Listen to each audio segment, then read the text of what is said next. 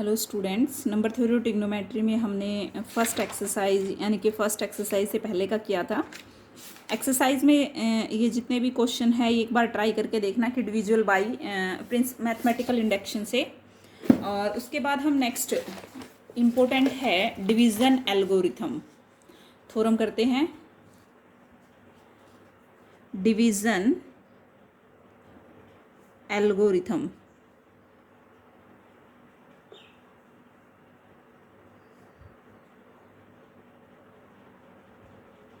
ठीक है। Division algorithm क्या कहता है कि कोई भी दो इंटीजर है ए और बी, जहाँ पे बी ग्रेटर देन 0 है, there exist a unique numbers q and r, जहाँ पे क्यू कॉन्स्टेंट होगा और आर रिमाइंडर होगा, सच दैट ए को लिख सकते हैं बी क्यू प्लस आर की फॉर्म में, ठीक है। जहाँ पे आर पे कंडीशन है वो आर 0 से ग्रेटर होगा या बराबर होगा और फिर लेस देन बी होगा, ठीक है भाई। डिवीज़न एल्गोरिथम मोस्ट इम्पोर्टेंट है। तो यहाँ पे हम इसको प्रूव करते हैं। देखिए, सबसे पहले जो set of multiples of b, हम ये मान के चलते हैं कि जो सेट है आपके पास, फर्स्ट केस बनता है कि हो सकता है जैसे बी अपॉन ए लिखें तो ये ए का जो नंबर है ये बी का मल्टीपल ही हो और ना भी हो। उस केस में, दोनों ही केसेस में हम प्रूव करेंगे कि ए को राइट किया जा सकता है A is equal to B Q plus R की फॉर्म में, ठीक है। तो सबसे पहले देखिए यहाँ पे अगर set of multiples of b, तो बी के जो मल्टीपल्स हैं वो क्या रहेंगे, 0 plus minus b plus minus 2b plus minus 3b, ठीक है। तो यहाँ पे देखिए केस नंबर फर्स्ट लगाते हैं हम। ए इज मल्टीपल ऑफ बी। ए अगर बी का मल्टीपल है तो उस केस में हमारे पास क्या आ जाएगा, A is equal to Q B plus R. R क्या हो जाएगा हमारे पास, रिमाइंडर 0 है ना। ए को लिखा जा सकता है, अब भाई ए बी का मल्टीपल है तो डेफिनेशन लगा दो ना, A is equal to B Q, ठीक है। अब आपके पास क्या आ जाएगा, और इसको लिखना है इस फॉर्म में, A is equal to B Q plus R की फॉर्म में, तो यहाँ पे प्लस आर करके और आर को क्या दिखा देंगे, 0 दिखा देंगे, ठीक है भाई। ओके, ये तो वो केस है जब आपके पास क्या है, A is multiple of B. ऐसा भी हो सकता है A is not multiple of B, multiple of B. अगर वो मल्टीपल नहीं है, in this case A lies between two consecutive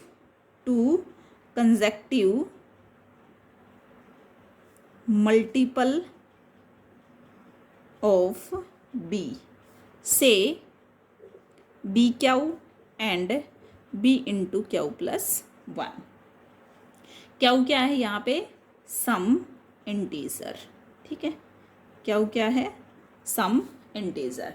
देखिए अगर ए मल्टीपल नहीं है तो वो तो नियर बाई होगा बी के मल्टीपल के, तो यहाँ पे क्या लिखा हमने, ए जो लाई करेगा अगर मल्टीपल नहीं है तो वो इस बी के 2 मल्टीपल उठा लो आप लगातार, कंजक्टिव मल्टीपल ऑफ बी से बी क्यू, और जस्ट कंजक्टिव का मतलब होता है बिल्कुल मतलब नेक्स्ट उससे, तो एक हमारे पास बी क्यू है, नेक्स्ट हो जाएगा b Q plus b into Q plus 1, ठीक है। क्या यहाँ पे सम क्या है, इंटीजर है, ठीक है। तो इसका मीनिंग क्या हुआ कि B Q less than A less than B into Q plus 1, इसके बीच में ए आपका लाई करेगा, ठीक है। अब इसको क्या लिख सकते हो आप, B Q less than A less than B Q plus B भी लिख सकते हैं। सब्ट्रैक्ट कर दो बी क्यू थ्रू आउट, तो 0 less than A minus B Q less than B, ठीक है भाई। अब यहाँ से हमें पता है कि ए को राइट किया हमने, A is equal to B Q plus R, ठीक है। ए को राइट किया तो यहाँ पे क्या आ जाएगा, ए को राइट किया बी क्यू प्लस आर, तो बी क्यू से बी क्यू कैंसिल हो गए, क्या बचेगा, आर बचेगा। तो कंबाइंड कर दो अब दोनों केसेस को। ए जब मल्टीपल था तब हमारे पास आर की वैल्यू क्या आ रही थी भाई, 0, और जब मल्टीपल नहीं है तो आर की वैल्यू 0 और बी के बीच में है, तो दोनों ही केसेस को जब मल्टीप्लाई करेंगे तो ए को राइट किया जा रहा है बी क्यू प्लस आर, और आर पे कंडीशन है लेस देन और इक्वल टू, आ गए ना, लेस देन तो सेकंड केस में और इक्वल टू नेक्स्ट केस में लेस देन बी, ठीक है। उसके बाद यूनिकनेस प्रूव करनी है। तो यूनिकनेस बिल्कुल सिंपल है। कैसे करोगे कि ए को हम मान के चलते हैं कि भाई दो उसके अंदर पॉसिबिलिटीज़ है एक्सप्रेस करने की, लेकिन बाद में हम दिखाएंगे कि दोनों क्या है हमारे पास, another expression B Q plus one B क्या वन प्लस आर वन। ठीक है, ऐसे भी हमने ए को एक्सप्रेस किया जहाँ पे कंडीशन है less than r one less than B. ठीक है भाई, सेम जैसे a is equal to B Q plus r है, उसी को a को मैंने इस फॉर्म में भी एक्सप्रेस कर दिया। ठीक है, तो आपके पास क्या आ जाएगा नेक्स्ट इसमें इसके अंदर, अब देखो a is equal to B Q plus are और a is equal to b क्या वन प्लस आर वन, तो दोनों बराबर हो जाएंगे। LHS बराबर है तो RHS भी क्या हो जाएगी आपकी बराबर हो जाएगी। यहाँ से r माइनस आर वन क्या आ जाएगा, b q one minus B Q. ठीक है भाई, और r माइनस आर वन को लिखा b इंटू क्या वन माइनस क्या। तो देखो इसका मीनिंग क्या है कि जो b है वो डिवाइड करता है r माइनस आर वन को, बताओ भाई। ठीक है, r माइनस आर वन को डिवाइड करता है नहीं, क्योंकि r माइनस आर वन को लिखा जाता है b इंटू कोई और आपके पास इंटीजर एग्जिस्ट कर रहा है, it means by definition of divisibility. ठीक है भाई, अब देखिए इस फॉर्म में लिखा तो गया, इसका मीनिंग क्या है कि r माइनस आर वन है वो आपका क्या है, modulus of r minus are one क्या रहेगा, लेस देन b रहेगा। ठीक है, इससे ग्रेटर तो हो नहीं सकता। ठीक है, अब which is only possible r minus are one जो है वो जीरो हो जाएगा, that is if r is equal to are one. ठीक है भाई, r माइनस आर वन जो है वो क्या हो जाएगा आपका, इसके पास पॉसिबिलिटी क्या है, लेस देन b है।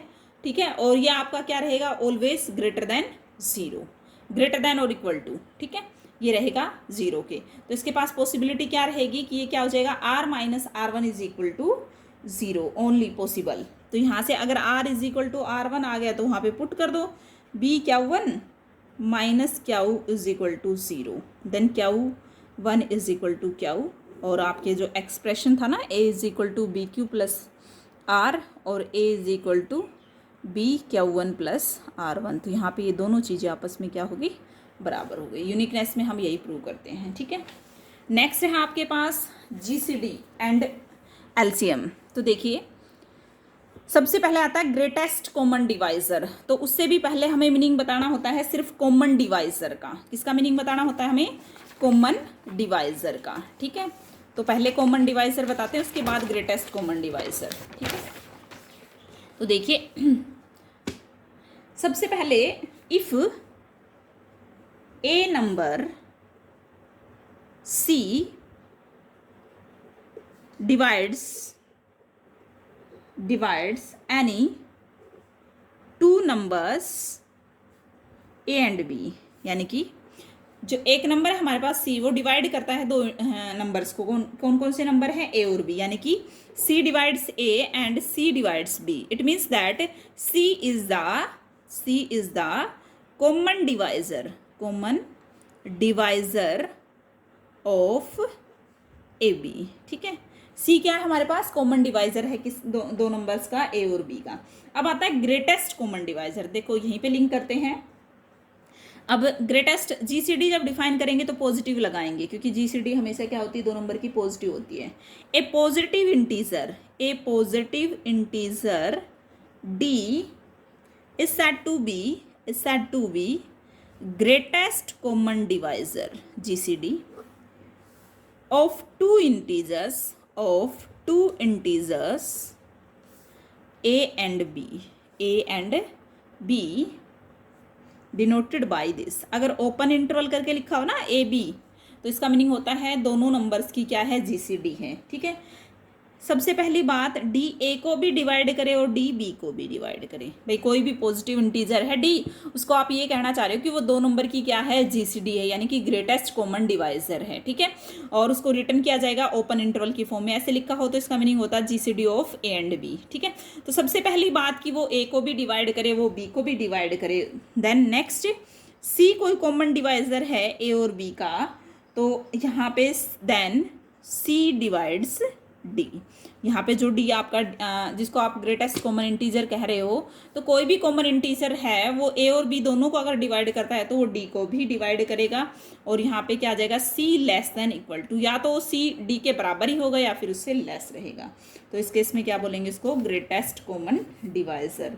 जैसे कि 8 और 24 का कि जीसीडी क्या होती है, ठीक है, क्या होगी, 8 होगी, ठीक है।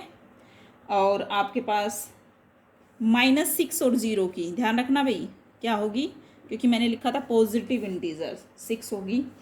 5, 10, 25 की जीसीडी जो इसमें कॉमन है, ठीक है, 5।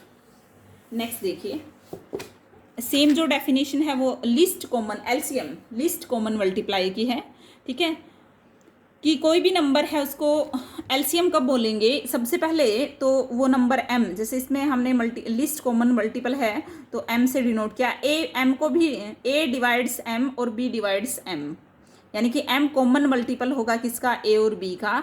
a c को डिवाइड करता है, b भी c को डिवाइड करता है, यानी कि c जो है कॉमन मल्टीपल है a एंड b का, देन m डिवाइड्स c, ठीक है। और एलसीएम हमेशा डिनोट होगा क्लोज इंटरवल से और जीसीडी हमेशा डिनोट होगी ओपन इंटरवल से, ठीक है। ये कुछ छोटी छोटी थ्योरम्स हैं इसके ऊपर, ये आप लोगों को करनी है, ठीक है।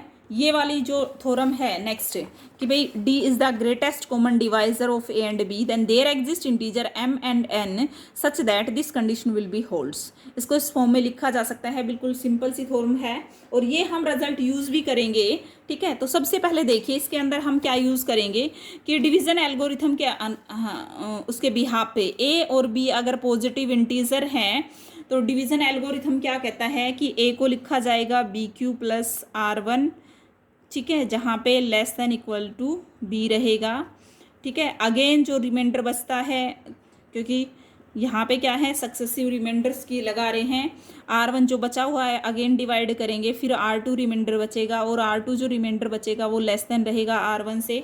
इसी तरह से सोन हम करते रहेंगे। लास्ट Rn-1, तो Rn Qn+1 और Rn+1, यहाँ पे सिर्फ ये बताना है कि जो ये रिमाइंडर है ये Rn को एक्सीड नहीं करेगा।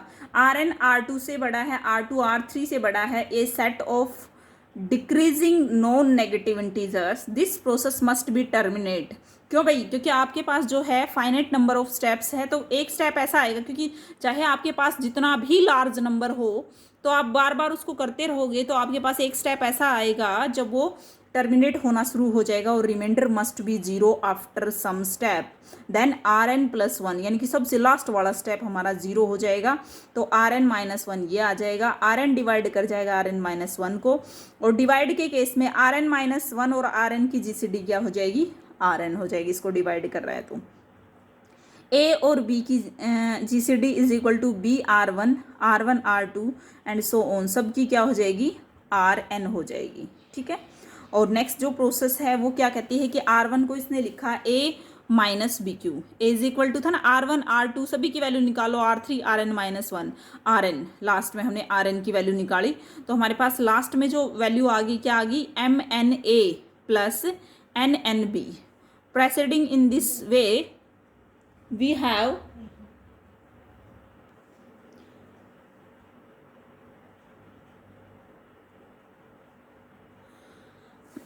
तो उसके बाद हम इसको Rn को क्या लिख सकते हैं, GCD of a and b express in the terms of a b, d GCD of a b है Rn है, ठीक है। mn को m से डिनोट किया और n को हमने n से किया, तो d इज इक्वल टू लिखा हमने MA प्लस NB। ये देखो हम एक क्वेश्चन लेंगे ना, उसके बिहाफ पे होगा। मैं एक क्वेश्चन कराती हूँ तुम्हें, जैसे कि ये हमारे पास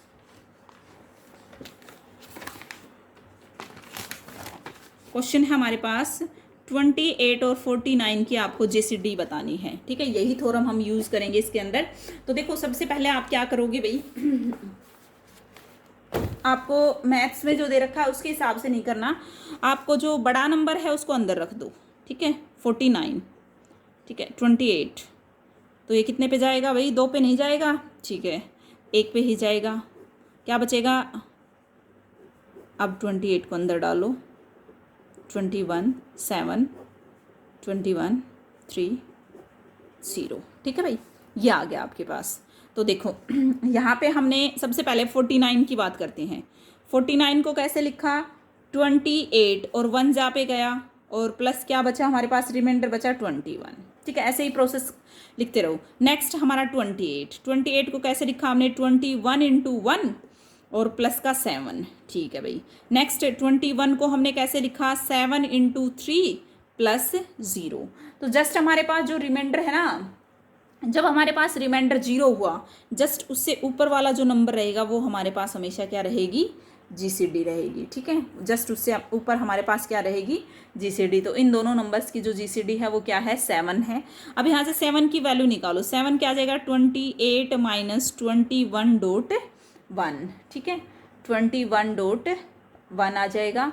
अब 28 माइनस 21.1 की वैल्यू क्या आ जाएगी यहाँ पे, यहाँ से निकालो भाई, 49 माइनस 28.1.1। ठीक है, ये आ जाएगा हमारे पास 49। और 1 का तो कोई रोल नहीं है, इसमें ज़्यादा बड़े नंबर आते हैं ना तब रोल आता है। 49 और माइनस 28, तो ये आ जाएगा आपके पास, देखो इनका ये रोल होता है, जैसे ये प्लस का हो जाएगा, ब्रैकेट हटा दूंगी तो यहाँ पे कितना है 1 और यहाँ पे 1, इनके ये आपस में 28 ऐड नहीं करने, ये वाले ऐड होते इंटू 2 माइनस 49 इंटू 1। तो यानी कि वो जो थ्योरम कहती है ना 28m प्लस 49n, तो यहाँ पे m और n बताने, m 2 है और n की वैल्यू क्या है यहाँ पे -1 है। ठीक है, तो ये हमने निकाला उस थ्योरम के बिहाफ पे रिजल्ट। ठीक है, अब देखिए इसके बिहाफ से पहले कि जो थ्योरम्स हैं वो आपको एक बार रीड करनी है। जैसे कि ये रहा, देखो फिर एक बार करा देती हूँ उसको मैं, कि हमारे पास 2 नंबर की जो जीसीडी है वो क्या है,